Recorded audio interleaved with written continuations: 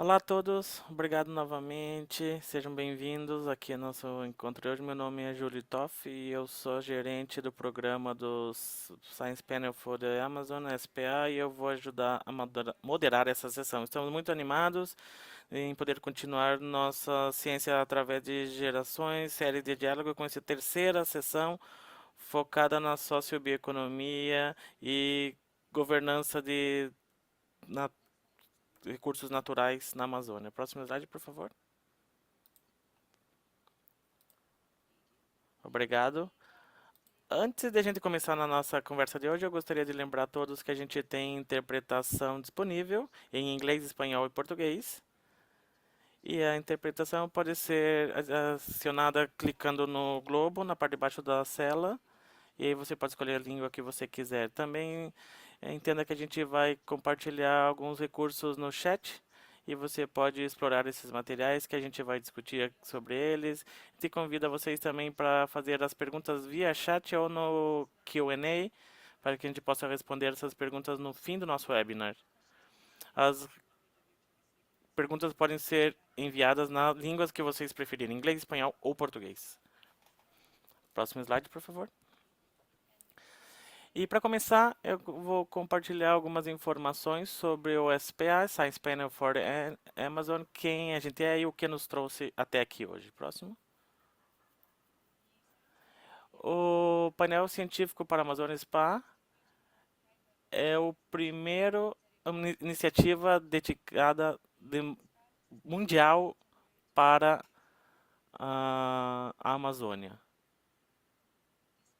O SPA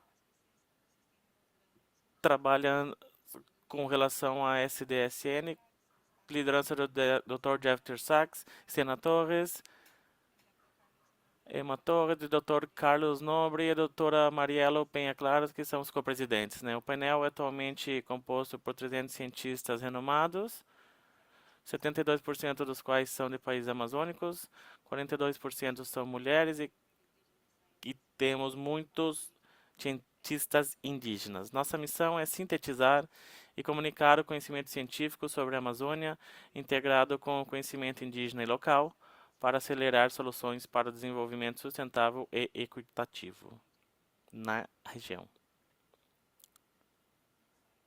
Próximo slide, por favor. Perfeito, obrigado. Desde a nossa fundação, a gente já fez várias publicações para ajudar na tomada de decisão científica. Isso inclui 17 políticas e prioridades que são sempre lançados em conferências, como as COPs de biodiversidade, para ser bem apresentado, para ter certeza que nossas recomendações científicas possam chegar à maior quantidade de partes interessadas que seja possível. Essa coleção de publicação também inclui nosso relatório de avaliação de 2021, que é conhecido como a Enciclopédia da Amazônia. Essa publicação inicial do painel já tem mais de 1000 páginas e é a primeira feita desse tamanho, né? E foi muito conhecida pela sua transparência e a inclusão de cientistas indígenas nesse desenvolvimento, né? E esse relatório apresenta 3 partes e a terceira apresenta soluções que são defendidas pela gente, né? E vão ser trabalhadas hoje na reunião de hoje vamos trabalhar sobre isso. O ano passado a gente também lançou o primeiro curso online com relação aos nossos cientistas na região e claro que isso traz todos os nossos encontros, o que a gente encontrou no nosso relatório de 2021, trazendo todas as informações, todo o conteúdo é bem acessível e dinâmico. São vídeos curtos de algumas atividades. Esse curso está disponível gratuitamente em inglês, espanhol e português. E a gente convida a todos para fazerem a inscrição, para aprender mais sobre esses tópicos que a gente vai discutir hoje aqui no nossa reunião. Ok? E agora tenho o prazer de introduzir 4 nossos panelistas hoje, que são membros do SPA, do Conselho do SPA de Juventude, Mariane, Gustavo, Pedro e João com a gente hoje, participar no terceira dessas conversas intergeracionais com relação às soluções para que a gente possa conservar a Amazônia hoje. A gente vai focar em 2 capítulos da parte 3 do nosso relatório de 2021. O 30 sobre a bioeconomia e o 31 sobre governança de recursos naturais na Amazônia e terra. Primeiro, eu gostaria de dar as bem-vindas a Mariane, que é uma profissional brasileira da área ambiental com mais de 8 anos de experiência em sustentabilidade, especializada em conservação florestal da Amazônia. Ela é bacharel em engenharia florestal e mestre em florestas tropicais.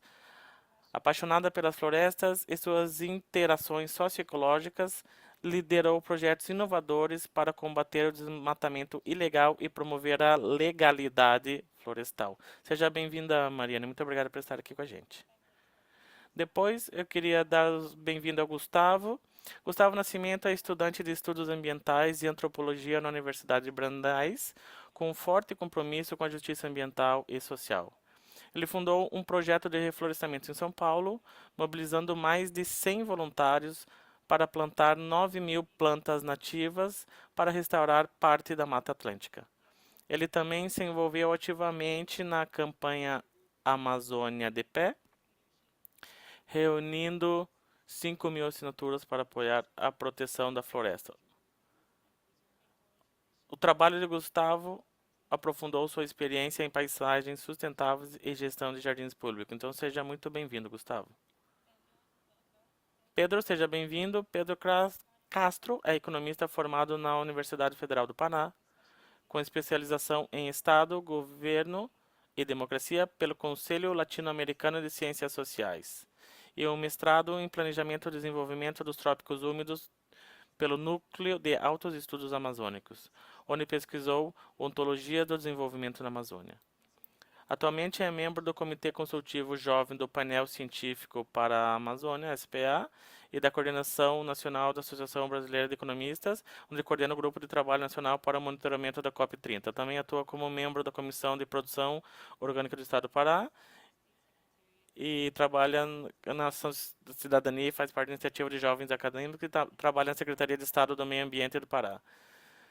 Por último, mas não menos importante, João Pedro Braga é um economista brasileiro comprometido com o desenvolvimento sustentável. Ele tem um mestrado para transição global e começou a trabalhar com economia na Universidade Federal do Rio de Janeiro. Em 2023, João começou a estudar na College of London para trabalhar para inovação para propósitos públicos. A ideia é trabalhar com economia igualitária, especificamente no seu PhD ele tem a ver com desflorestamento e toda a questão de financiamento para essa transição na Amazônia brasileira. A gente também tem outros 2 cientistas de SPA que vão ser apresentados pelos nossos jovens antes de a gente começar o trabalho deles. Nossos cientistas vão apresentar suas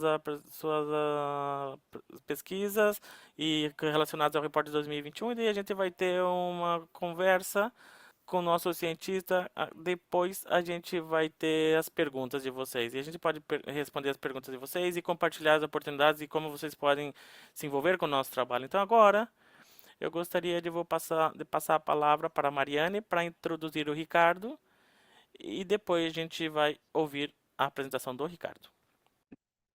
Bom, gente, bom dia. Eu vou falar em português. Queria agradecer mais uma vez a presença do Ricardo aqui conosco. O Ricardo vai apresentar o capítulo 30, Oportunidades e Desafios para uma Bioeconomia de Florestas Saudáveis e Rios na Amazônia.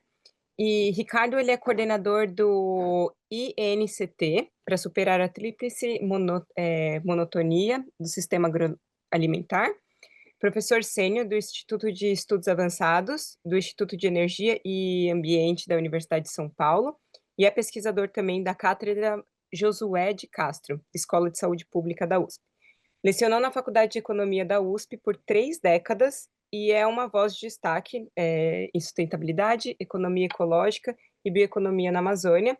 Ele é autor de diversos livros, como Muito Além da Economia Verde e Amazônia, por uma economia de conhecimento da natureza. Ele também integra conselhos de organizações, socioambientais e contribui para o painel científico da Amazônia. Ricardo, muito obrigada por estar conosco. Muito obrigado a vocês por esse convite. Obrigado, Gabriel, e toda a equipe, todo o pessoal que foi mencionado agora por essa organização. É um privilégio para mim poder me dirigir a vocês.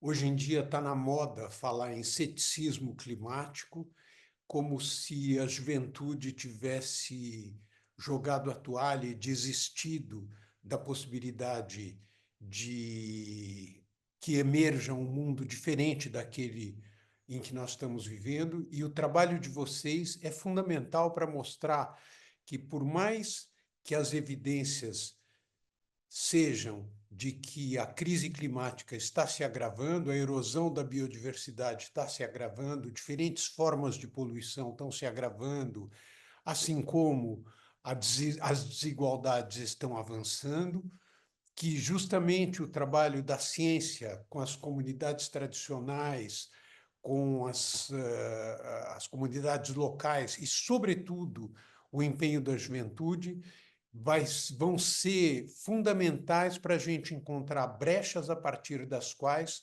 nós vamos conseguir reverter esse quadro em que nós nos encontramos agora. O painel científico da Amazônia é uma contribuição, é uma expressão importante de algo fundamental hoje, que é o multilateralismo. Eu peço aos jovens que estão aqui que não deixem de ouvir o discurso do presidente Lula ontem na Assembleia Geral das Nações Unidas, e, se tiverem estômago para isso, o contraste com o discurso do presidente Trump.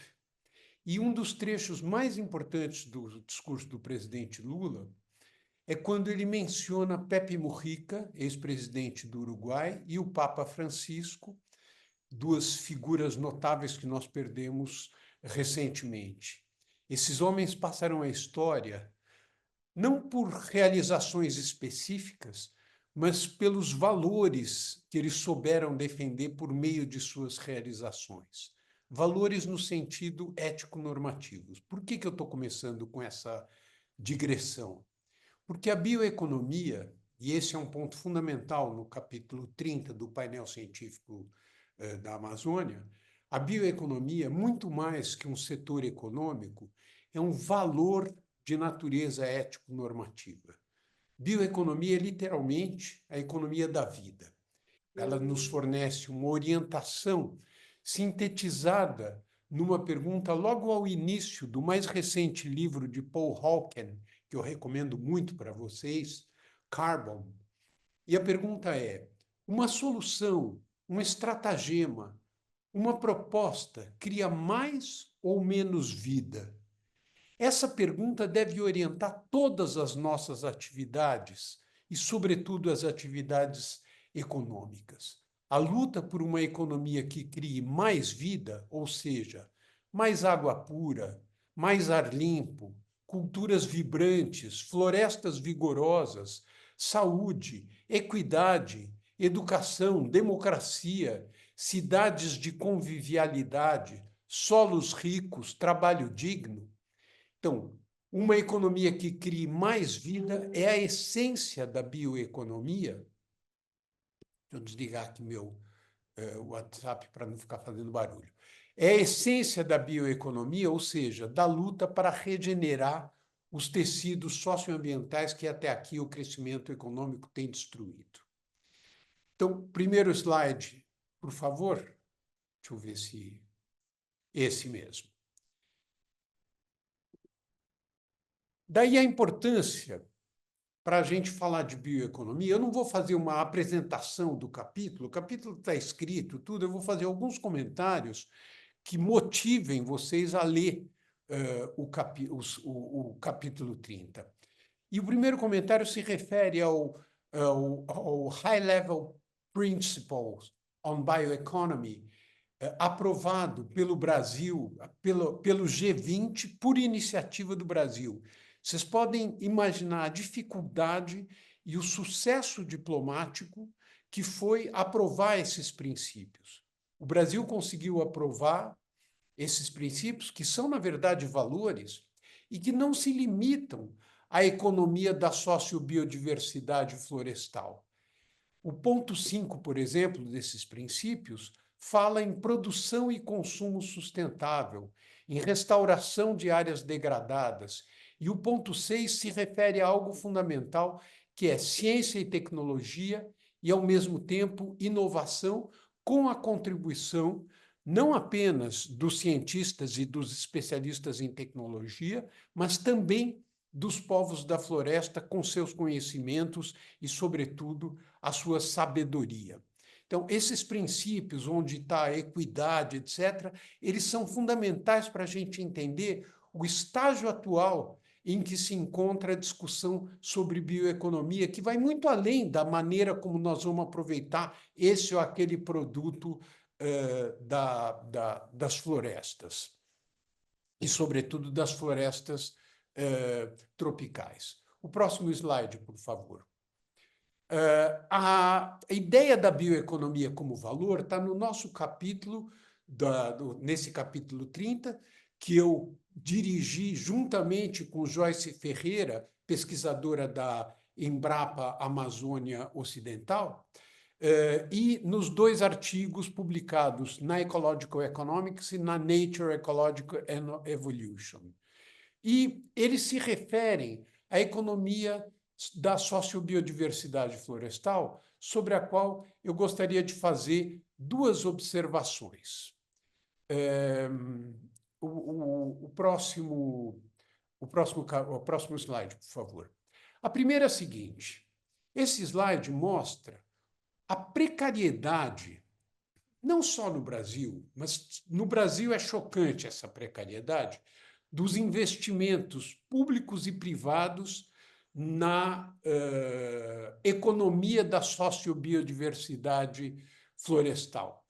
A gente vê que os financiamentos para produção agropecuária no Brasil estão destinados, e continua assim, fundamentalmente à oferta de commodities agrícolas, e os investimentos, tanto os investimentos de infraestrutura como de custeio, de manutenção, de capital de giro, etc., para a bioeconomia, são extremamente precários, e é óbvio que esses investimentos não chegam aos principais protagonistas da economia da sociobiodiversidade florestal, que são as populações que vivem na floresta e que exploram esses produtos de maneira sustentável há séculos e, se não, como mostram várias pesquisas, há milênios. Então, nós percebemos, quando a gente foi redigir esse capítulo, que a própria bibliografia sobre a economia da sociobiodiversidade florestal era de uma precariedade impressionante. Quando se falava em bioeconomia, esse capítulo ficou pronto em 2021, nós o redigimos durante a pandemia, a equipe que o redigiu. A bibliografia não incluía florestas tropicais como um tópico da bioeconomia. Bioeconomia era igual a toda a produção agropecuária que se voltava à substituição de combustíveis fósseis.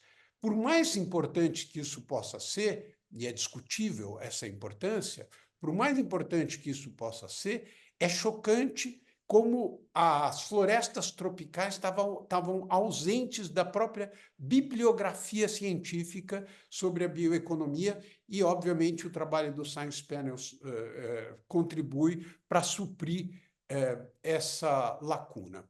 A principal mensagem do ponto de vista de economia que nós temos nesse capítulo é que a gente precisa tomar cuidado com a ideia de economia de escala. A ideia de que precisa escalar a bioeconomia é uma ideia que contém uma armadilha, porque ao escalar a bioeconomia, nós corremos o risco de sacrificar justamente a característica central dos produtos da sociobiodiversidade florestal, que é a interação entre o produto principal que vai ao mercado e o conjunto das condições de vida que tornam esse produto possível. Muito mais importante do que uma hipotética escala, uma escala do ponto de vista econômico desses produtos, é a sua industrialização. E aí, próximo slide, por favor. E aí, nós vemos que um dos problemas mais sérios que essa bioeconomia tem é que toda a infraestrutura realizada e agora planejada para a Amazônia não se voltam, toda essa estrutura não se volta para os produtos da sociobiodiversidade florestal, e sim para as commodities agrícolas, e os investimentos mais recentes que estão sendo feitos pela China vão exatamente na mesma direção. O último slide, por favor. Nós temos que incluir como parte da bioeconomia uma profunda transformação da agropecuária. É ilusória a ideia de que nós poderemos ter uma economia da sociobiodiversidade florestal pujante no âmbito de uma agropecuária convencional, ou seja, baseada ou em desmatamento ou também em produção de grãos utilizando insumos químicos que acabam por prejudicar as próprias áreas florestais, fazendo com que a biodiversidade seja sitiada pelo avanço da agropecuária convencional. Então, quando a gente pensa em bioeconomia, é necessário que a bioeconomia, a economia da vida, se aplique também à agricultura e à pecuária, que são extremamente importantes na Amazônia, e também às cidades. Eu vou deixar para aprofundar esse ponto durante a nossa discussão, porque eu já cheguei ao final do meu tempo. Muito obrigado.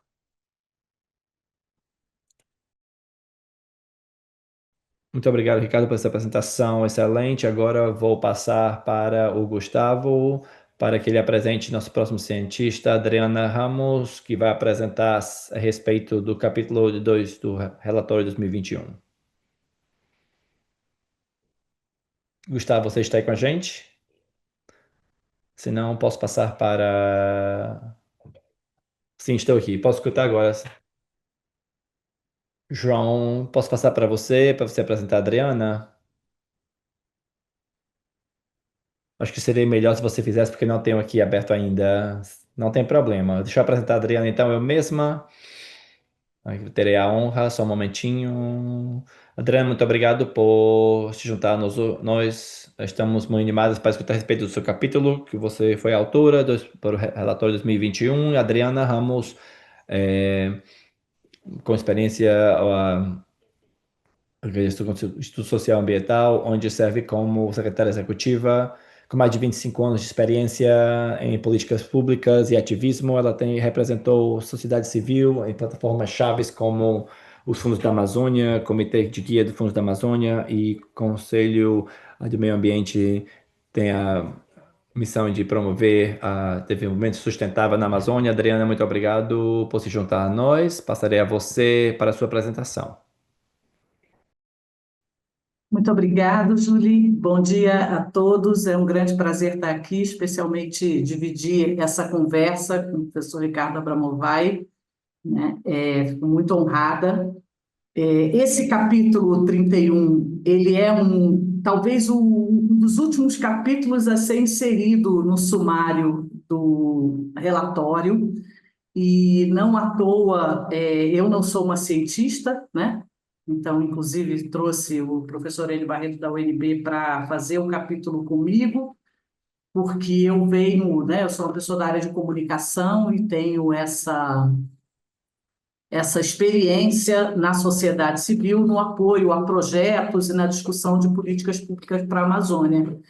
E acho que, de fato, a inserção desse capítulo já traz uma visão bastante avançada e diferente desse relatório, ao reconhecer que os sistemas de governança, de gestão, de conhecimento e de produção, né, dos povos e comunidades tradicionais dão hoje uma contribuição significativa na estruturação de projetos que contribuem, né, para a gestão dos territórios e dos recursos naturais na Amazônia. Então, esse é um capítulo que busca trazer exemplos concretos no sentido de demonstrar como que essa grande área, né, que é em várias classificações que são chamadas das diferentes Amazônias, principalmente a área mais florestada e mais conservada da Amazônia, como que a interação das políticas com os modos de vida dos povos e comunidades tradicionais tem contribuído para a conservação. Isso.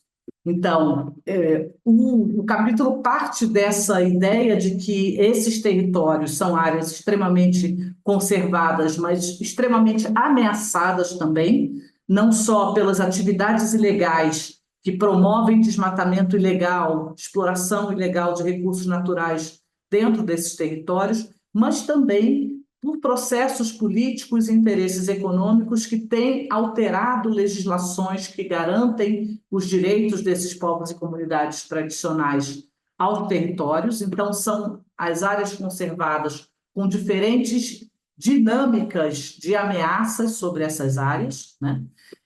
Mas que, ao mesmo tempo, as experiências de gestão autônoma desses territórios, né, por essas comunidades, baseada na garantia dos seus direitos territoriais, nos seus modos, inclusive, de organização social, têm sido extremamente importantes. Então, com base numa série de estudos de caso, o capítulo historia essas, né, traz esses estudos de caso e faz uma série de recomendações no sentido de fortalecer políticas públicas que vão apoiar esses povos e comunidades tradicionais na gestão desses territórios, com esse desafio de incorporar essa diversidade social, né, como digamos, um elemento fundamental das políticas de conservação, especialmente conectando diferentes sistemas de conhecimento. O capítulo parte dessa ideia que hoje até a arqueologia tem ajudado a consolidar, de que essa Amazônia florestal, que hoje o mundo, né, a ciência reconhece como relevante para o enfrentamento à crise climática, ela é uma floresta produzida, manejada, construída a partir de modos de vida de sistemas agrícolas, sistemas de manejo tradicionais, que, portanto, precisam ser assegurados, né? Então, ao invés de ser a ideia de que você conserva floresta para que essas comunidades possam viver, é a ideia de que você garante os modos de vida dessas comunidades para que eles sigam conservando e garantindo a floresta, né? Então, a partir do reconhecimento de que esses territórios cumprem um papel fundamental em conter desmatamento, e isso é muito visível nos mapas, né, como os grandes blocos de áreas protegidas contínuas, né, barram o desmatamento e garantem manutenção de estabilidade climática, né? Isso tudo tem que estar baseado na questão dos direitos, né? A gente sabe que mesmo áreas, digamos, privadas ou unidades de conservação de proteção integral, né, que não tenham populações dentro, elas são muito mais ameaçadas e têm muito menos efeito de conservação e de combate ao desmatamento do que as terras indígenas e as unidades de conservação de uso sustentável, né? E é muito importante, nessa discussão, esse reconhecimento dos diferentes níveis de ameaça, né, que vão pressionando esses territórios, desde a especulação de terra até as atividades de expansão do agronegócio, extração legal e ilegal de madeira, mineração legal e ilegal, né, que acabam pressionando os territórios e as comunidades. E, além disso, a questão dos retrocessos legais e políticos. Acho que, quando a gente olha, né, para o processo mesmo de enfrentamento ao desmatamento na Amazônia, a gente identifica objetivamente aonde mudanças de legislação, como foi o caso, por exemplo, do novo Código Florestal em 2012, acabam afetando as estratégias de combate ao desmatamento. Pode passar. Então, um dos mapas que a gente apresenta no capítulo, né, eles demonstram, vocês vão ver no mapa da esquerda, são as áreas protegidas, em laranja as terras indígenas e em diferentes tons de verde as diferentes áreas protegidas de proteção integral ou de uso sustentável, de acordo com a nomenclatura que a gente usa no Brasil. E quando a gente olha nas atividades, né, econômicas, nos projetos de desenvolvimento, como no caso de hidrelétricas, a gente vê que eles estão exatamente nas regiões mais afetadas pelo desmatamento, né? Exatamente porque eles também são vetores de desmatamento. Pode passar, por favor. Então, esse capítulo ele traz essa inovação de trazer não só histórias da participação do conhecimento local nesse processo, mas também trazer autores quilombolas, indígenas, extrativistas, para trazerem um pouco da sua visão. Acho que todo esse conjunto de capítulos, né, dessa parte do relatório tem essa questão de juntar diferentes sistemas de conhecimento. Pode passar. E ele traz, então, alguns caminhos de soluções inspiradoras, que a gente chama. Então, os estudos de caso falam do desenvolvimento dos planos de vida e de planos de gestão territorial e ambiental que essas comunidades desenvolvem, né? Esses são os estudos de caso que estão postos. Os casos de acordos coletivos de pesca, a gestão territorial indígena no macro território do povo Iorubari, né, na Colômbia. Então, são diferentes casos que vão mostrando mais ou menos a mesma dinâmica, uma governança a partir das comunidades locais que vivem no território, um conhecimento a partir das suas formas de conhecimento, interagindo com a ciência, né, ocidental e construindo estratégias de conservação. Pode passar. E aí, a partir dessas lições aprendidas, a gente tem uma série de recomendações, né? Acho que as principais delas começam com a necessidade de você garantir os direitos territoriais dessas comunidades. É a partir da garantia do direito que essas comunidades têm condições de desenvolver seus sistemas autônomos, né, de gestão. E é importante reconhecer esses esforços e os esforços das áreas protegidas como um todo no enfrentamento à questão climática, né? Quando as áreas protegidas surgiram como instrumento de conservação, elas estavam muito associadas à conservação da biodiversidade, né? A construção do conhecimento em torno das mudanças climáticas acaba fazendo essa conexão da importância desses grandes blocos de floresta, né, com a questão do enfrentamento às mudanças climáticas. A importância do reconhecimento dos diferentes regimes de conhecimento, né, especialmente associados à autonomia territorial. Então, essa ideia de uma abordagem que vem a partir do conhecimento que essas comunidades já fazem. Eu me lembro que, quando eu comecei a trabalhar na área ambiental, eu cheguei a ver uma vez uma manchete de uma organização conservacionista que tinha um projeto com populações indígenas, que dizia que aquela organização estava trabalhando com os caiapó para ensinar os caiapó a viver da floresta sem destruí-la, né? E aí eu acho que isso nos mostra um pouco como as próprias políticas de conservação tinham uma abordagem extremamente colonial, né? E como a gente diz no Brasil, pretensão e água benta, cada um tem o quanto quer, né? Então, achar que você vai ensinar os indígenas, né, a conservar a floresta, achar que você chegou agora de fora e, olha, eu vim aqui para ensinar vocês, é uma das primeiras desconstruções que a gente precisa fazer, e eu acho que esse capítulo dá uma grande contribuição para esse debate. Acho que você pode passar rapidamente só os últimos 2 slides que mostram as outras recomendações, né, que falam da incorporação dessas questões de objetivos de conservação nos planos de desenvolvimento, na necessidade de você conectar os territórios com as áreas externas, principalmente as zonas urbanas, né, fortalecer políticas públicas que sejam inclusivas e buscar, inclusive, uma transição nos modelos de financiamento que a gente tem para esses territórios, de tal forma que os povos e as comunidades tenham acesso direto aos recursos e possam também gerir os recursos a partir das suas próprias lógicas, respeitando, assim, seus modos de vida, que são o fundamento dessa conservação. Pode passar. E muito essa ideia de que, se a gente está reconhecendo o papel dessas comunidades, então olhar para essas comunidades e para esses povos a partir das suas necessidades de fortalecimento institucional, de fortalecimento político, né, de garantir a participação efetiva deles em processos de tomada de decisão, e aí olhando também para uma diversidade dentro desses povos e olhando para o papel, principalmente, de mulheres e jovens. Então, vocês veem que a gente tem aí a última recomendação, focando fundamentalmente na necessidade de valorizar a participação jovem dentro desses territórios, né, nessa perspectiva de garantir essa conservação para o futuro.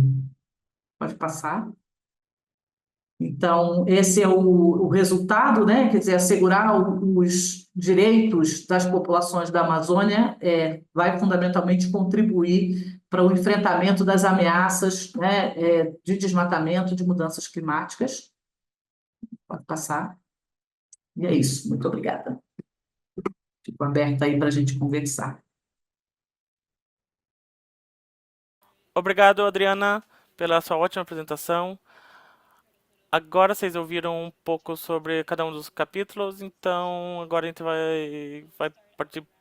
Agora a gente vai começar essa conversa sobre os dois capítulos. Então, nossos membros jovens prepararam algumas perguntas, sobre alguns pontos específicos, mais importantes, que vieram dos textos dos dois capítulos. Então, eu vou convidar eles para que apresentem suas perguntas, né? E sintam-se à vontade para fazer perguntas e adicionar reflexões para essas perguntas. E isso deve ser uma conversa bem interativa mesmo, né? Desde a perspectiva das duas gerações. Então, primeiro, eu vou convidar o João para fazer a pergunta, que é mais focada no capítulo de bioeconomia, e depois vai para o próximo membro jovem para a gente completar a nossa discussão. Vai lá, João. Obrigado, Julie. Eu vou fazer uma pergunta aqui que eu tinha preparado e vou juntar um pouco com uma pergunta que apareceu no chat e que recebi pelo WhatsApp também, porque hoje em dia a gente está que tá conectado em todas as frentes, mas eu acho que existe uma conexão muito grande das duas falas e dos dois capítulos, portanto a gente faz muito sentido discuti-los hoje juntos, mas para mim eu vejo isso de uma lente, do ângulo do financiamento. Eu acho que financiamento tem muito a ver com o fato de por que que a gente ainda insiste em modelos de produção que são extrativos, essencialmente. A minha pergunta é, em essência, por que que os investidores continuam financiando commodities ligadas ao desmatamento, mesmo quando a bioeconomia oferece retornos maiores? E os retornos maiores não são somente econômicos nesse sentido, mas retornos à saúde, retornos à proteção do manejo territorial. E aí, um ponto que o Ricardo mencionou na fala dele é de que a gente precisa pensar numa bioeconomia com escala. E aí, colocar, inclusive, o debate sobre a pecuária regenerativa nesse contexto. Eu queria ouvir um pouco mais disso, sobre qual é o papel da pecuária nessa nova economia da Amazônia, nessa nova bioeconomia da Amazônia, economia viva. E uma pergunta para a Adriana, que é do ponto de vista do acesso ao financiamento, mas não financiamento destrutivo para o desmatamento nesse sentido, mas o financiamento para a conservação. Quais são os mecanismos de acesso direto e o que não é direto nesse sentido? E aí eu queria saber se algumas alternativas, como o Fundo de Florestas Tropicais para Sempre, proposto pelo Brasil, que ontem foi recebido a sua própria primeira promessa de doação, ela já endereça essas questões ou ainda é uma questão que a gente tem que continuar pautando? Tem uma pergunta do Pedro também, que é bem parecida com essa, mas eu queria ver se talvez ele não pode fazer a pergunta logo em seguida, porque é justamente nesse ponto de mercados e financiamento. Você quer vir, Pedro? Eu? Pode ser. Então, a minha pergunta é sobre a infraestrutura atual da Amazônia, que é voltada para o escoamento de commodities, e quanto que isso representa o risco para a bioeconomia, que pode seguir a mesma lógica exportadora, em vez de fortalecer as comunidades locais. E é crucial valorizar as socialidades, os conhecimentos, as economias já existentes e resistentes que geram renda, alimentação, cultura e conservação. E tudo isso junto mitiga também as mudanças climáticas.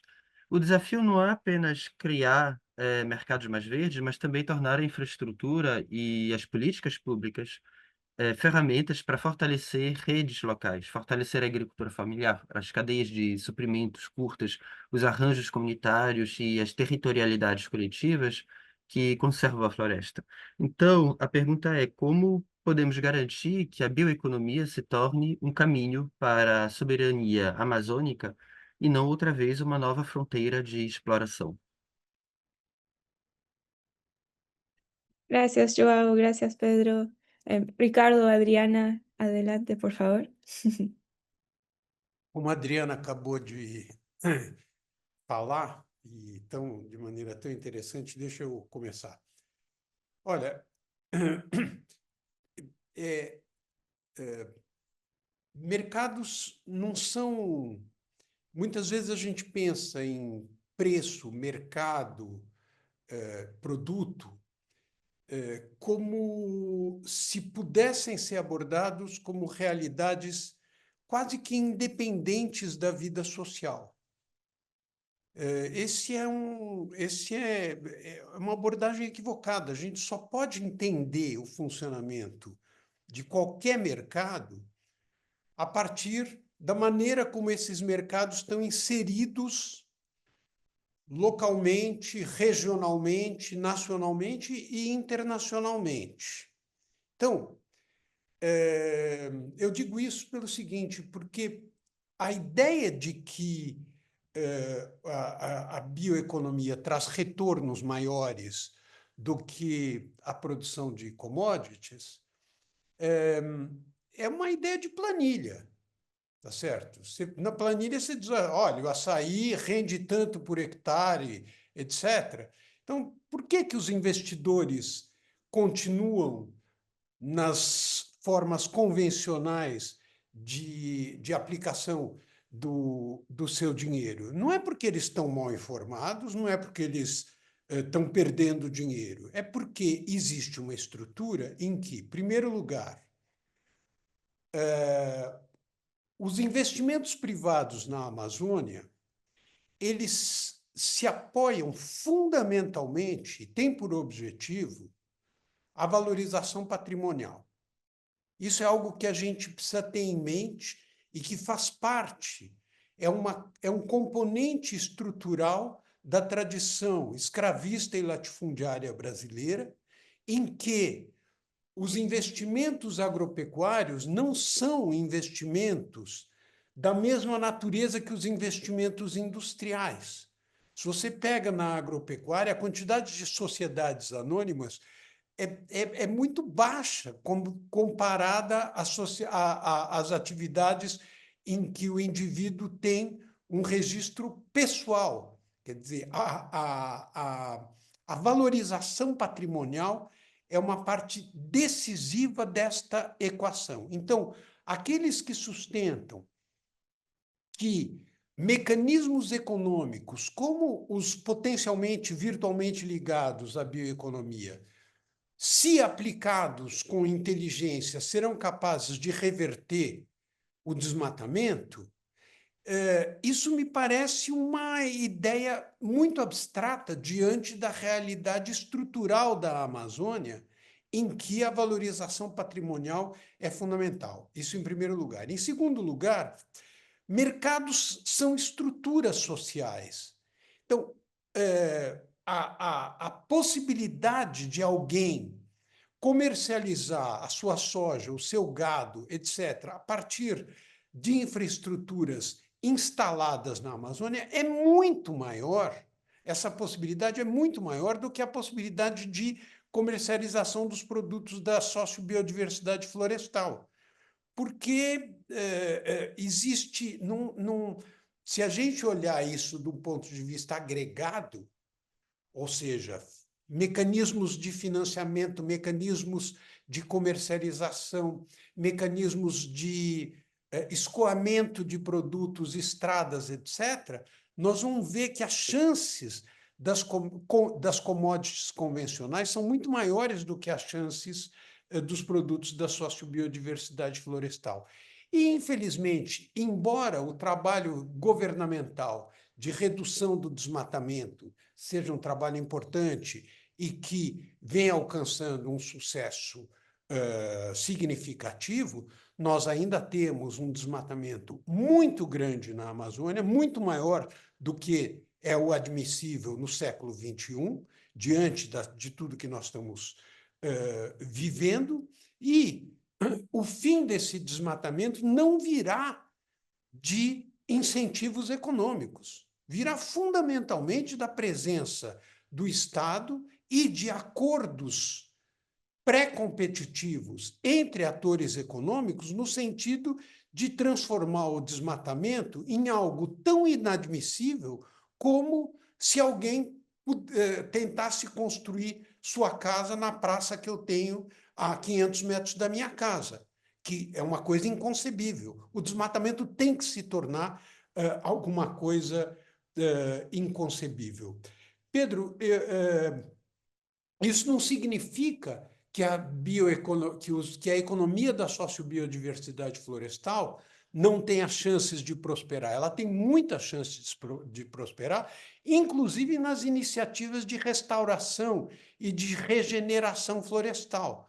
Nas iniciativas de regeneração florestal, evidentemente, se essa regeneração for seriamente levada adiante, ou seja, como diversificação, a mais radical diversificação para essa regeneração, haverá também aí produtos que podem ser comercializados como produtos de bioeconomia. Então, mas a ideia de que você precisa ter plantações homogêneas de produtos da floresta para que estes produtos atinjam mercados internacionais e possam prosperar, essa é uma ideia contrária ao valor representado pela bioeconomia. Por fim, só uma observação com relação a exportações. Eu acho que a gente... duas observações. Uma com relação a exportações. Produtos da sociobiodiversidade florestal, claro que eles podem ter um papel importante nas exportações.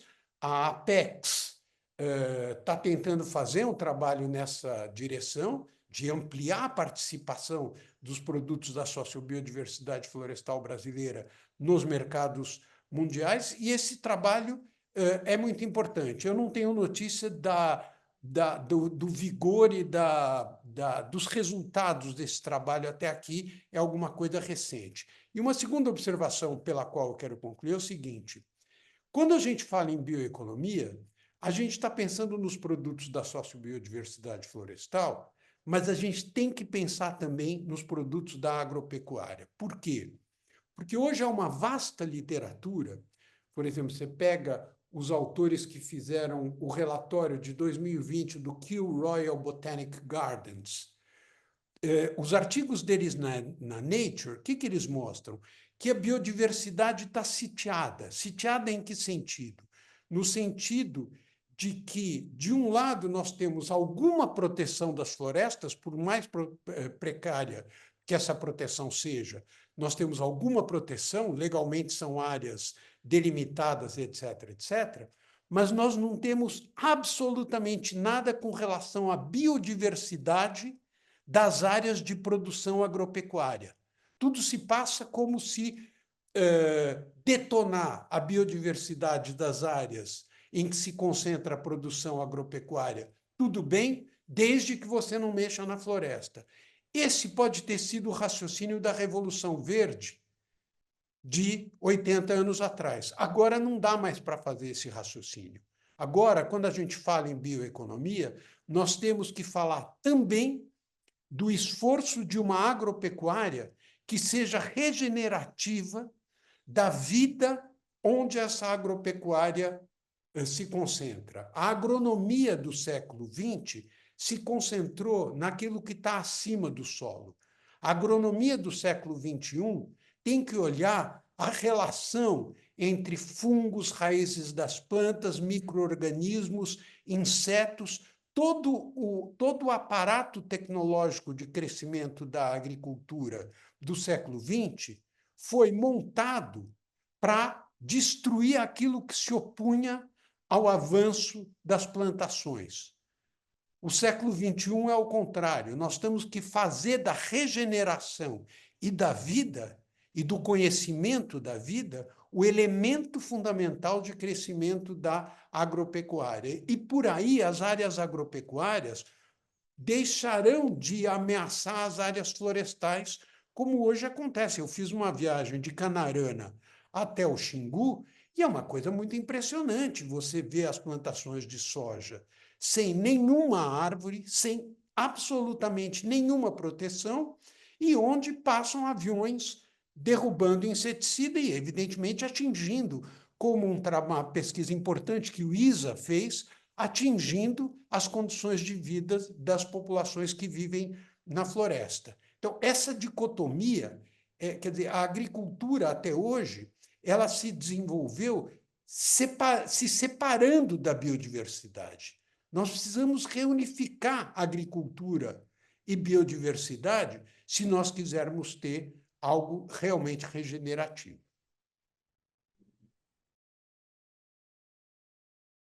Obrigado, Ricardo. Alguma reflexão nesses comentários do Ricardo, antes de a gente passar para o próximo tópico? Algo a adicionar, Adriana, do seu lado? Yes. Sim, eu poderia ficar ouvindo o Ricardo falar, ao invés de eu mesmo falar. Mas eu acho que uma coisa importante para a gente entender esse momento que a gente está vivendo, o antropólogo Eduardo Viveros de Castro tem uma frase que eu não vou saber repetir direito, né, especificamente, mas que ele diz que o progresso, né, cobrou da gente para entrar na história a destruição da floresta e hoje o futuro nos cobra para se manter na história a manutenção da floresta. E quando a gente olha para essa floresta, a gente vê povos e comunidades tradicionais que manejam mais ou menos 100 de diferentes produtos florestais no seu dia a dia. E os nossos mercados, eles conhecem e absorvem no máximo de 15 a 20 desses produtos e muitas vezes numa perspectiva de ampliar a escala dessa produção, como é o caso do assentamento, a trabalho infantil, a trabalho escravo, tentando reproduzir, a partir de produtos da floresta, uma lógica que vai contra a ideia de manutenção da floresta. Não há na ciência casos de nenhum medicamento que a gente use hoje que seja de base de produtos da floresta que não esteja associado a um conhecimento tradicional, apesar das indústrias, no geral, não reconhecerem isso, né? Então, o conhecimento que esses povos têm sobre o manejo de uso múltiplo da floresta é o que garante a existência da floresta em si. E um caminho que vai nessa contramão, como bem disse o professor Ricardo, ele não vai nos ajudar a enfrentar os desafios que a gente tem que passam pela conservação da floresta. Por isso é que é tão importante reconhecer o papel desses povos e comunidades tradicionais. E aí, até já respondendo uma pergunta que a Alessandra botou no chat, para o mercado, mesmo que ele vá comprar produtos da sociobiodiversidade, isso nunca vai ser suficiente para levantar recursos suficientes para a gestão desses territórios. Por isso é tão importante a ideia do pagamento pelos serviços ambientais. E aí são serviços ambientais mesmo, não serviços ecossistêmicos, porque são os serviços que estão associados às formas como as comunidades manejam os territórios. Não é só a natureza ali que provê esses serviços, são essas formas de manejo, esses sistemas agrícolas tradicionais que são baseados nos conhecimentos desses povos e comunidades tradicionais. A questão da logística é, sim, uma questão super importante, Pedro, e existe um coletivo de instituições e organizações chamado Observatório da Sociobiodiversidade, que são as instituições e organizações que estão trabalhando com produção a partir das comunidades da sociobio, e que desenvolveram uma proposta, por exemplo, para o Plano Nacional de Logística do governo brasileiro. Então, foi apresentado ao governo brasileiro, ao Ministério dos Transportes, uma proposta, se você procurar, você vai encontrar, eu posso até depois mandar, com o que seriam as demandas de logística para essa produção da sociobiodiversidade, que se diferencia um pouco dessa visão mais geral da bioeconomia, porque aí a gente estaria falando realmente dos produtos florestais, né, a partir das comunidades. Sobre o fundo que o Brasil lançou ontem, o TFFF, eu acho que ele parte de uma ideia interessante, que é reconhecer, né, os países que mantêm floresta, para que esses se beneficiem de algum recurso, mas a gente ainda não sabe como é que esse recurso vai ser aplicado em cada país. Ele é um fundo que está voltado para a implementação de políticas públicas, então cada país vai definir as suas políticas, e aí eu acho que no caso do Brasil, para mim, não está ainda muito nítido como vai ser a governança desse fundo e como nós vamos poder, então, fazer com que esse recurso seja investido no Brasil, de fato, para contribuir com a conservação de florestas, né? Então, essa governança e essa forma de decisão ainda é uma coisa para se definir, né? Então, estamos esperando para ver o que vai acontecer. Obrigada.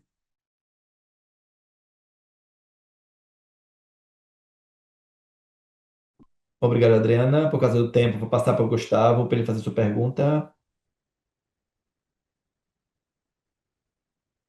Gustavo, está conectado? Bom, eu vou fazer duas perguntas para a Adriana, logo em sequência, e aí você responder como quiser.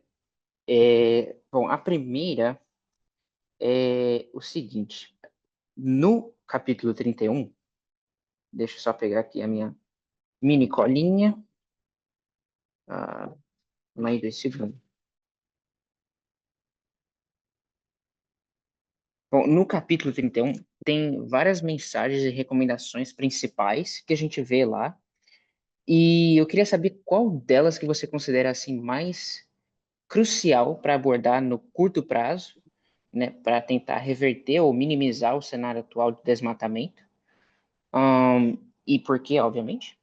E a segunda pergunta é... Deixa eu pegar aqui também.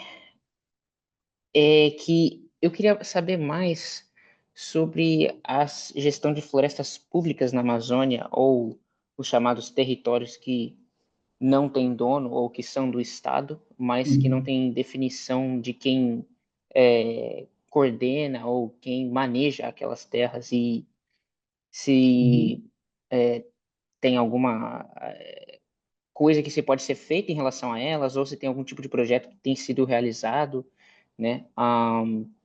Então, a primeira pergunta é qual é das recomendações no capítulo 31, qual você acha que é a mais crucial para o curto prazo? E a segunda pergunta é o que você acha sobre a importância das florestas públicas e como garantir um manejo sustentável delas? Bom, eu acho que de todas as recomendações, 3 que eu destacaria. A primeira é a questão da garantia dos direitos territoriais, né? A questão fundiária, a gente sabe que é uma questão central na Amazônia, porque, afinal de contas, toma conta quem é dono, né? A responsabilidade sobre a gestão, isso vale até para a segunda pergunta, né? A necessidade de você destinar áreas públicas para que você tenha realmente uma responsabilidade, né, de quem vai gerir esses territórios. Mas, então, eu acho que garantir direitos territoriais é uma questão central. Por quê? Porque esses direitos estão sempre ameaçados. Se a gente olha nos últimos 20 anos, nas prioridades da Frente Parlamentar da Agropecuária, da Confederação Nacional da Agricultura, né, se contrapor aos direitos territoriais de povos indígenas e comunidades tradicionais, está sempre entre os itens prioritários. Então, essa briga da disputa do desmatamento que entra na floresta ela também está, né, nas instâncias de tomada de decisão, na briga da legislação sobre de quem é aquele território. Então, garantir direitos territoriais das coletividades, dos povos indígenas, quilombolas e comunidades tradicionais na Amazônia é um elemento central para a conservação. Garantir também o reconhecimento desses diferentes regimes de conhecimento. São sistemas de conhecimento sobre a floresta, sobre a produção, que são diferentes. E a própria ciência ocidental está tendo que se adaptar para dialogar com esses regimes de conhecimento. A gente tem hoje muitos indígenas já acadêmicos, inclusive sobre sociobioeconomia, a gente tem o Francisco Apurinã e a Draulina Balniwa, que participaram da elaboração de um estudo importante do WRI sobre sociobioeconomia e que tem trabalhado muito com essa temática, mas, para além disso, é o conhecimento do uso, né, das plantas, do manejo, das condições climáticas dos territórios, historicamente, que é um conhecimento que não está sistematizado academicamente, mas que precisa ser considerado. E, por fim, eu acho que a questão da incorporação dessas dimensões nos planos de investimento, né? Dos planos de infraestrutura, nos planos de desenvolvimento, porque se a gente só olha, como disse o Ricardo, para o desenvolvimento na perspectiva da planilha, a floresta vai perder sempre. Então, é preciso que isso esteja considerado, né? Sobre as terras, os territórios, o que a gente vê, o que faz diferença na Amazônia é governança. Você pode ter dinheiro, você pode ter tecnologia. Se você não tem uma governança que reflita um interesse coletivo, né, da manutenção daquele território, não adianta ter dinheiro, não adianta ter tecnologia, né? O que protege a floresta é o interesse coletivo, né? É você garantir salvaguardas para que esses povos e comunidades, né, possam ter os seus direitos assegurados, mesmo se você está falando de algum tipo de atividade econômica que vem de fora para dentro. Eu não acredito, eu acho que essas visões, que desde a Berta Becker até mais recentemente no projeto Amazônia 2030, tem delineado, né? De que você tem diferentes Amazônias, que você tem as áreas já antropizadas e desmatadas, onde você tem um certo tipo de consolidação econômica viável, e você tem uma área central da Amazônia, que aí não é, né, na Panamazônia, que necessita de conservação mesmo, que precisa ser assegurada com a manutenção da floresta. Eu acho que são situações distintas, e essa área central, ela precisa estar destinada, baseada em interesse coletivo, com governança coletiva. Então, não dá para você imaginar que um interesse que vem de fora, né, sem uma governança de quem realmente vive ali, vai conseguir garantir a manutenção desses territórios. Perfeito. Muito obrigado. Eu vou passar a bola para a Mari, para ela fazer a pergunta dela e puxar talvez alguma outra pergunta do chat. Então, pode ir, Mari. Bom, agora é comigo. Eu tenho duas perguntas, eu considero elas mais simbólicas e elas vão tanto para o professor Ricardo, tanto para a Adriana. A primeira pergunta é que, lendo o capítulo 30, fica muito claro que a mudança para uma sociobioeconomia, ela vem de diversos atores, né? Não é só um, e ela também não é uma mudança que parte de escolhas individuais. Mas mesmo assim, eu entendo e percebo, lendo o capítulo, que existe um potencial dos mercados internos e mercados responsáveis para impulsionar a sociobioeconomia. E talvez aqui, professor Ricardo, eu tenha tratado um pouco mercados como produto você falando no começo me trouxe essa reflexão, que talvez não é muito para esse lado, mas mesmo assim eu gostaria de manter a pergunta, porque fazendo uma reflexão assim, né, para nós, juventude, geração millennial, geração Z, o preço, a questão financeira, ela ainda é um ponto muito crítico para a gente, porque a gente está tentando se colocar na sociedade. E diante disso, né, como que a gente consegue fazer parte de uma ação individual dentro desses mercados consumidores, mercados responsáveis, para impulsionar a socioeconomia? Como que vocês têm um conselho para a gente, juventudes? Como que a gente pode ajudar para impulsionar mercados responsáveis? E aí a segunda pergunta, eu vou fazer uma atrás da outra. muito mais sobre oportunidades de emprego e renda para nós, juventudes, dentro desse contexto, né, de uma nova sociobioeconomia. E eu queria trazer uma reflexão, né, contextualizar primeiro a minha pergunta. Quando eu morei em Alta Floresta, no Portal da Amazônia, eu tive a oportunidade de trabalhar na Rede Sementes do Portal da Amazônia, que inclusive foi inspirada pela Rede Sementes do Xingu, Adriano. E eu tive a oportunidade de conviver com coletores e entrevistar 60 coletores. E dentro do hall de produtos ali que tinham nos seus quintais, tinha semente, tinha agricultura familiar, hortaliças que eles vendiam para as escolas, inclusive, que é uma questão que a gente discute no capítulo 30 também. Mas quando a gente perguntava qual é o seu, como se fosse a sua atividade financeira. Basicamente, todo mundo falava que era pecuarista. Quando a gente olhava os dados em si, quase que eles mantinham o gado ali, na época da seca, para vender leite, quase não recebendo nada, porque tinha que comprar ração, enfim, era muito custoso. Mas tem um status, e a gente quer ter um lugar ao sol, nós, juventudes.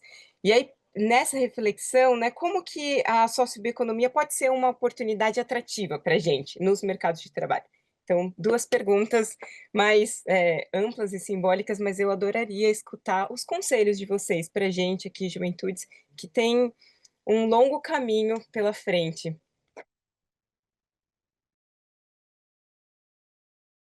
Quer começar, Ricardo? Então, começa, Adriana. Mari, sobretudo a primeira pergunta é muito difícil, porque existem organizações, existem iniciativas de empreendedorismo na Amazônia, a MAS é uma delas. Agora, acompanhando isso, diferentemente da Adriana, eu não sou um pesquisador que estou há 30, 40 anos na Amazônia. Meu envolvimento com a Amazônia é relativamente recente. E eu tenho o sentimento, desde que eu comecei esse envolvimento, que foi 2018, basicamente 2018, quando eu publiquei Amazônia por uma Economia do Conhecimento da Natureza, entrando em contato com várias organizações, eu não vejo uma multiplicação de organizações empreendedoras. Isso me preocupa muito. Eu imaginava, quer dizer, é um contraste impressionante entre a riqueza da biodiversidade, aquilo que a gente poderia chamar de os potenciais vindos dessa fantástica biodiversidade, dessa fantástica diversidade, sobretudo se você contrasta isso com o conjunto da agropecuária brasileira, que é marcado pela monotonia. Nós temos chamado, um grupo de pesquisadores ao qual eu estou ligado, de monotonia do sistema agroalimentar. A Amazônia é o contrário, né? É uma diversidade fantástica, mas o surgimento de organizações voltadas ao aproveitamento econômico de maneira séria, responsável, sustentável dessa diversidade está muito aquém não sei se a gente pode chamar de potencial, é a palavra que me vem ao espírito que essa diversidade representa. Então, por exemplo, um amigo nosso, o Marcelo Salazar, montou uma empresa de fabricação de shake esportivos shakes para esportistas baseados em produtos da diversidade florestal. Há outras iniciativas nesse sentido, mas ainda não é embora o tema seja muito divulgado, mesmo hoje tem uma matéria na Folha de São Paulo sobre o Prêmio de Empreendedor Social, tudo ligado à luta contra a mudança climática e tal, mas eu não vejo uma explosão. Não sei se a Adriana vê de maneira diferente isso. Inclusive porque, aí é uma hipótese, eu acho que a mentalidade existente nos círculos dominantes locais, no interior da Amazônia, não é uma mentalidade de aproveitamento econômico da economia da sociobiodiversidade florestal como um fator de desenvolvimento. É muito mais, você pega a mentalidade nas câmaras de vereadores, nos clubes diretores lojistas, nas associações comerciais, no interiorzão da Amazônia, a mentalidade que prevalece ainda é uma mentalidade, acho que foi o João que usou essa expressão, extrativista. Não no sentido da biodiversidade, do uso sustentável da biodiversidade, mas no sentido daquilo que é convencional, da agropecuária convencional. Então, esse contexto é muito importante levar em consideração. Rapidamente, com relação à pecuária. Não tem quem viva no meio rural, na Amazônia, e que não tenha gado. Praticamente não tem. Todo mundo tem gado. Por quê? Porque o gado é reserva de valor, porque o gado tem muita liquidez e na Amazônia está 40% do rebanho bovino brasileiro. Muita gente fala que nós precisamos despecuarizar a Amazônia. Talvez a gente precise despecuarizar as cabeças na Amazônia. Agora, você não vai eliminar 90 milhões de cabeças de gado. Se a gente tivesse que começar hoje, criação de gado em floresta tropical é uma coisa absurda, mas a verdade é que nós temos 90 milhões de cabeças de gado.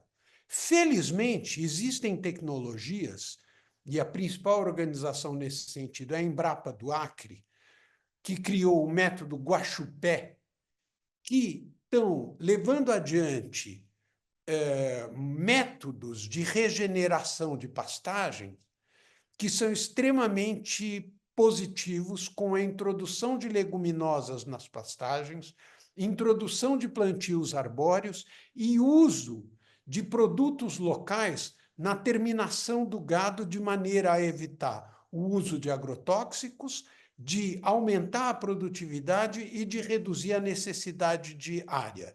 Vale muito a pena consultar na internet método Guaxupé, com X, em que consiste esse método, que já saiu dos laboratórios e está sendo usado já em campo, em experiência, não em experiências, mas em iniciativas econômicas. Com a vantagem de que, se esse manejo realmente for regenerativo, nós temos a grande vantagem de que, comparado com os animais monogástricos, os animais ruminantes, eles dependem de uma fonte de alimentação que não concorre com a alimentação humana. Portanto, nós temos condições, o que mostram as pesquisas em torno das realizações a partir do método Guaxupé, é que nós temos condições de reduzir de maneira muito significativa as emissões do gado bovino a partir de uma gestão melhorada das pastagens. Ora, é exatamente o contrário que faz o Pronaf. O que faz o Pronaf? Em vez de investir na regeneração e no manejo sustentável das pastagens, o Pronaf financia a compra de animais sobre a base de pastagens que são completamente insustentáveis. Aí realmente a coisa fica complicada, né? Mas é isso. Obrigada, Ricardo. Deixa eu só complementar rapidamente um pouco em cima das questões que a Mariana trouxe. Eu acho que, em relação a nós como consumidores, né, a solução é você procurar mercados locais. A coisa mais sustentável é você encontrar mercados locais. E, infelizmente, essa própria lógica, né, que o Ricardo falou, da falta, digamos, de interesse, quer dizer, do fato de que você tem ainda uma visão, né, nas áreas urbanas da Amazônia, nas elites, muitas vezes na Amazônia, da ideia de superar a floresta, né, faz com que boa parte dos produtos que você tem hoje, por exemplo, que são da Amazônia e que chegam a outros mercados, são produtos gourmetizados, né? São produtos em que você tem um investimento, inclusive de marketing, para valorizar aquela região, porque o próprio produto mesmo, ele não vai ampliar tanto assim a renda das comunidades. Né? Um produto, por exemplo, a gente tem a experiência de desenvolver um dos primeiros produtos que o Luiz ajudou a desenvolver, foi a pimenta baniwa, que é uma pimenta, né, usada na alta gastronomia, custa R$ 50 um potinho de pimenta, né, é maravilhosa. Os indígenas do Rio Negro continuam produzindo a jiquitaia, inclusive não só a que tem a marca da pimenta baniwa, mas, né, as pimentas deles, até uma discussão sobre isso da marca, porque afinal de contas é uma pimenta manejada e produzida por vários povos de uma região, né, de múltiplos povos, não apenas dos baniwa. A pimenta serve como produto específico, ela serve para dar visibilidade, ela serve para ajudar a estruturar as cadeias produtivas, mas não é ela que vai ajudar a gerar renda. Onde é que está a maior parte da renda dos produtos da SócioBio hoje? São nos mercados de compras públicas. Programa de alimentação escolar, Programa Nacional de Alimentos, esses são os mercados públicos. E aí responde um pouco a pergunta do Carlos Ferreira aqui no chat. Né? Também olhei aqui algumas perguntas nas perguntas e respostas, estou tentando contemplar um pouco algumas coisas.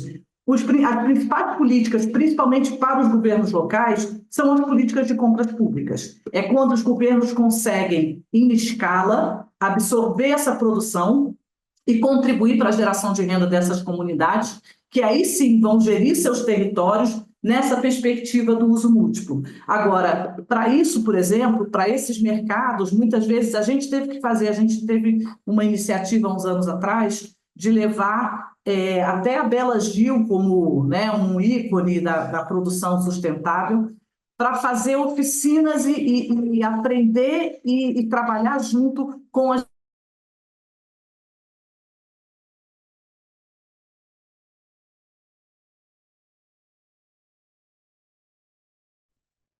Luz, Adriana.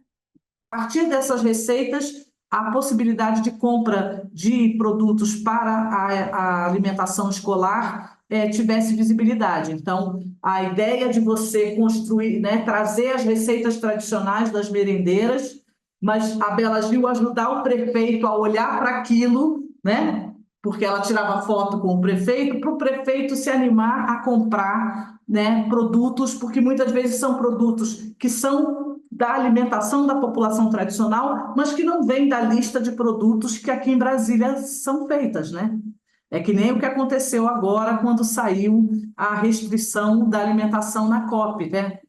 Que quem foi que deixou sair uma decisão dizendo que não ia poder vender açaí dentro da COP, gente? Pelo amor de Deus.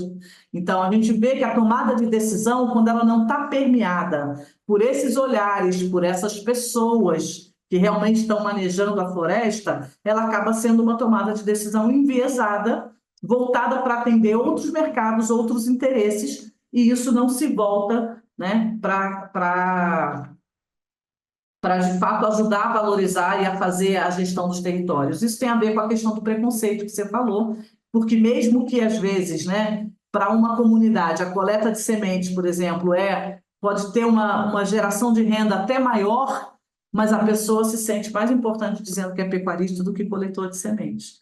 Então, é um processo também de uma mudança, digamos, cultural, né? E aí sim, por isso, né, para resgatar o valor e a importância que os conhecimentos dos povos e comunidades tradicionais têm, para que as pessoas valorizem esses produtos e o conhecimento que vem dessas comunidades, da mesma maneira como elas valorizam uma proposta, uma ideia de uma coisa que vem de fora.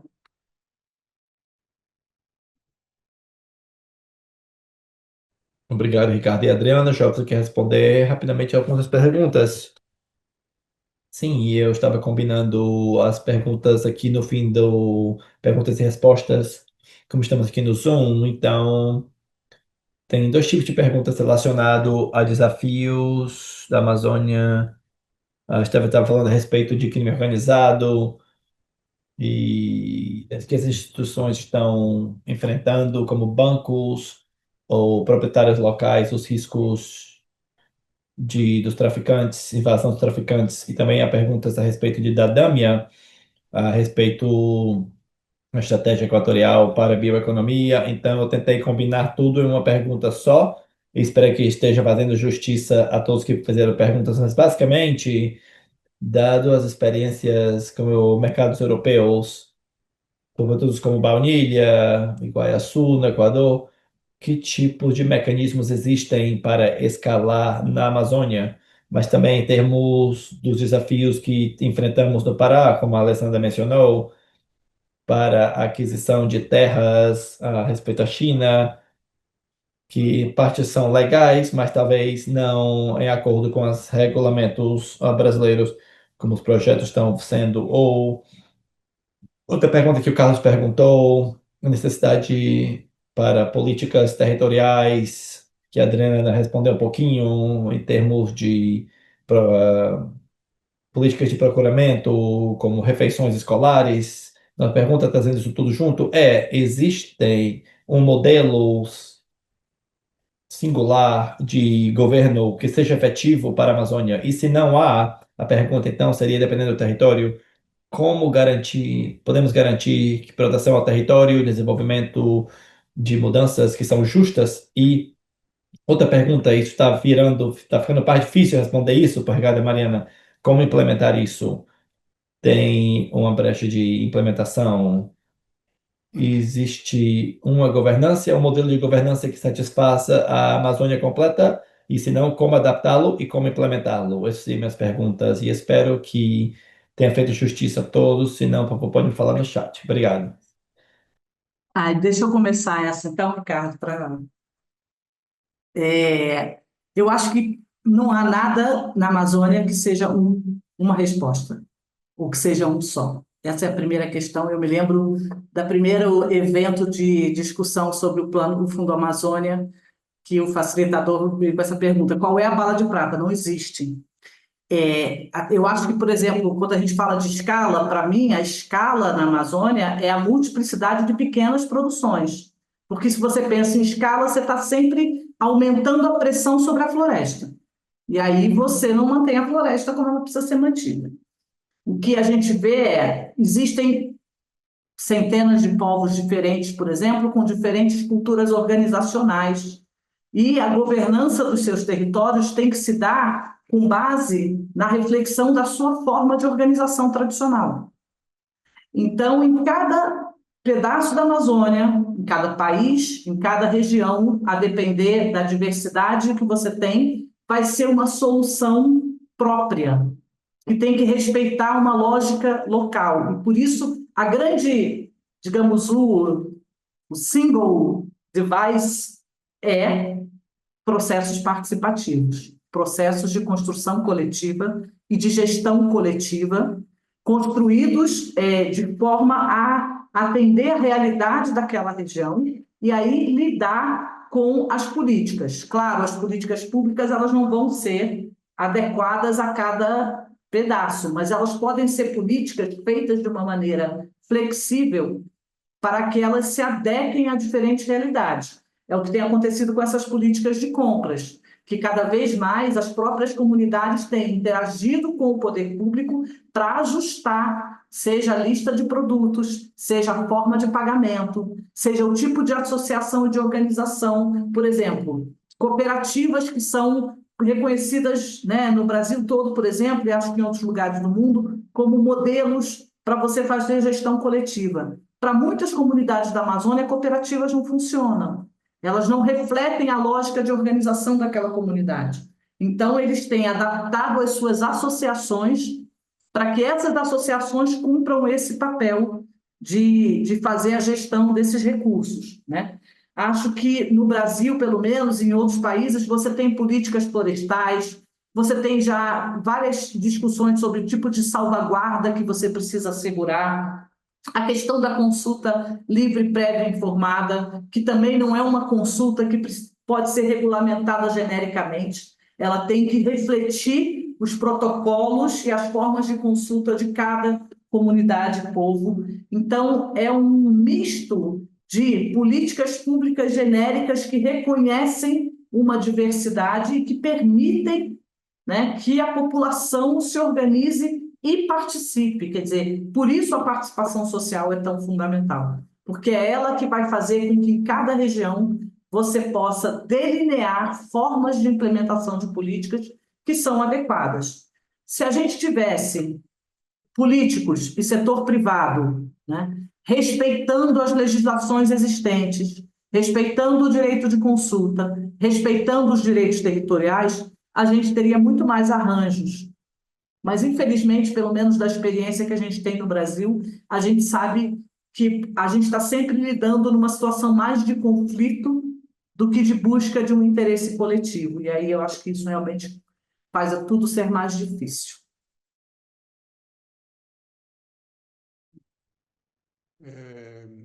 Eu listei 5 coisas que me parecem importantes que dá para falar rapidamente. A primeira coisa é a seguinte: o Brasil hoje é o único país do mundo em que o desmatamento ainda, mesmo com a redução tão importante no desmatamento durante o atual governo, o desmatamento ainda é o principal fator de emissão de gases de efeito estufa. Isso é absolutamente inadmissível. Nós temos que tratar isso como se tratava a escravidão no século XIX. Não adianta dizer, não, mas talvez precise desmatar, porque isso é completamente absurdo. Então, esse é o primeiro ponto, e é um ponto geral e muito determinante das escolhas que vão ser feitas para a Amazônia. O segundo ponto, muito enfatizado pela Adriana e com o qual eu concordo, é que essa participação social se traduz em algo muito importante para a sociedade, que é o respeito à cultura material representada pelos povos da floresta. O respeito aos povos da floresta não é apenas algo que interessa aos próprios povos da floresta. Tem um componente universal que será perdido se esse respeito não for ampliado.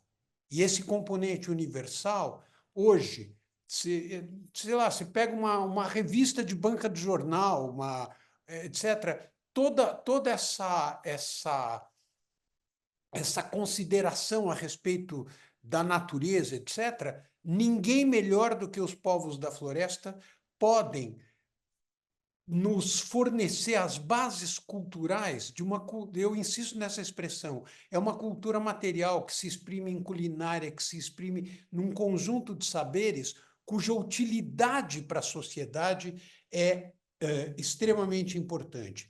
O terceiro fator é uma infraestrutura para o desenvolvimento sustentável.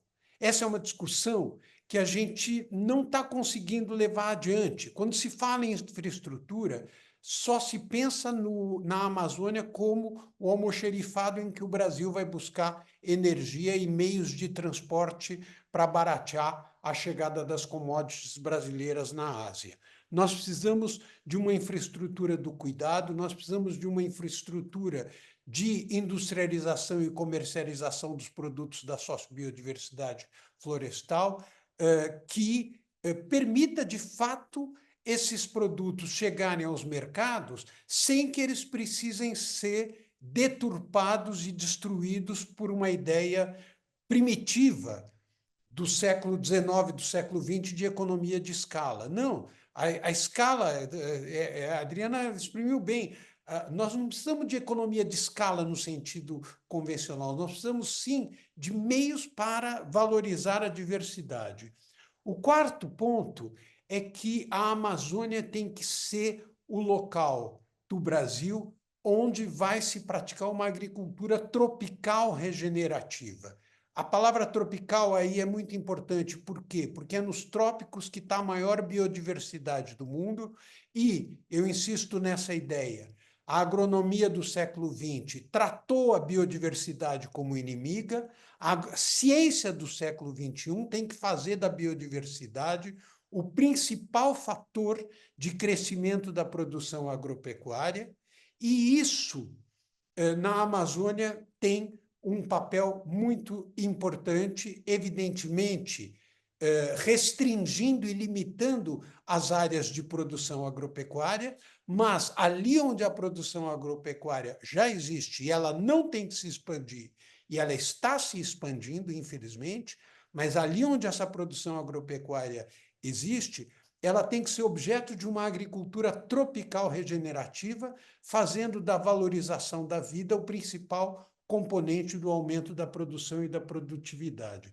E um quinto elemento que eu gostaria de assinalar, sobretudo para vocês jovens que são internacionalizados e estão no Science Panel, é que nós precisamos levar adiante a ideia de como não só proteger, mas desenvolver, valorizar os potenciais das florestas tropicais, das 3 grandes florestas tropicais no mundo. Nesse sentido, uma articulação entre vocês da Amazônia com as florestas tropicais do continente africano e as florestas tropicais asiáticas, talvez seja um caminho muito importante que vão no sentido daquilo que o presidente Lula falou ontem, e a valorização do multilateralismo, é dar uma concretude socioambiental para as funções democráticas do multilateralismo, que não têm sido suficientemente reforçadas e que o trabalho de vocês, o trabalho dos jovens que estão envolvidos com esse trabalho, com o Science Panel, pode nos ajudar a fortalecer. É isso.